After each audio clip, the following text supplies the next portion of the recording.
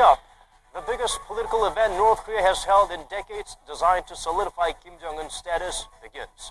No nuke tests were conducted prior to the Workers' Party Congress, and there are no signs of carrying one out while the meeting is on. While some experts doubt it will be feasible, Donald Trump may make revision or even break the free trade deal between Seoul and Washington if elected president. South Korea sets up a table for 4,000 to welcome a massive group of Chinese tourists. They are all employees of a Chinese company on an incentive tour, with another similar group to arrive next week. It's very good to have you with us at this hour. I'm Daniel Tran. The veil has been lifted on North Korea's very hotly anticipated Workers' Party Congress, the first one in 36 years. State media there began broadcasting the tightly secured event Friday night. For more, we connect live to our Shin Se-min at the news center. Se-min, what can you tell us so far?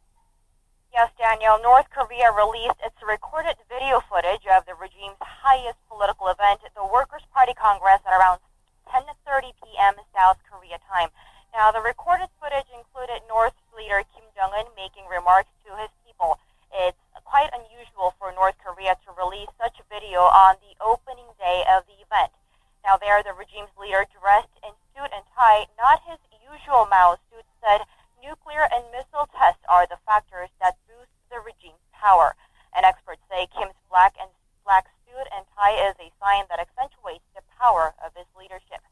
Kim Jong-un added the Party Congress will be an opportunity to lay the guidelines to carry on the socialist principles brought on by the former leader Kim Jong-il and Kim Il-sung. The 7th Workers' Party Congress is expected to be held for 3 to 4 days, and Korea's Foreign Minister Yoon Byung-se is scheduled to speak to his U.S. counterpart, Secretary of State John Kerry, about recent matters on the North, including the Party Congress. That's all I have for now. Back to you, Daniel. Good to see that North Korea is itching to share what's going on with the rest of the world. There has been a whole lot of talk both in and outside of North Korea on this once-in-a-generation conference. What exactly is it? Why the 36-year gap, and why now? Woo Jung-hee points out several things to know about this major political gathering. The Workers' Party of Korea is the only political party in North Korea, making the rare Friday Congress the most significant political event in the regime. The last time it was held was in 1980, when the then leader and the founder of the regime, Kim Il-sung, used the Congress as a platform to declare his son Kim Jong-il as his successor. However, the Congress wasn't held for 36 years. The late leader Kim Il-sung ruled against holding the event unless the regime could feed its own people properly, something that never happened as economic and political conditions fell into a crisis, especially with the collapse of socialist governments in the 1990s.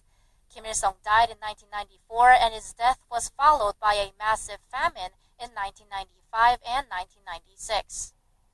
Now the Congress is finally being held again, but the event doesn't necessarily indicate that conditions in the North have improved. The 7th Workers' Party Congress aims to clearly declare the regime's new leadership amid political, economic, and social instability. It evaluates the past 5 years of Kim Jong-un's reign, and it is expected to lay out the regime's major policies and strategies. One observation point is how Kim Jong-un's status will change. The young Kim has kept a lower-ranking title than those of his father and grandfather, keeping it at first secretary of the party. But many expect this to change during the Congress.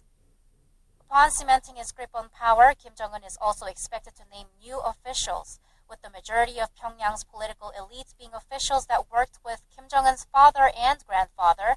The young leader is most likely to name new aides to take on major posts, including his younger sister, Kim Yo-jong.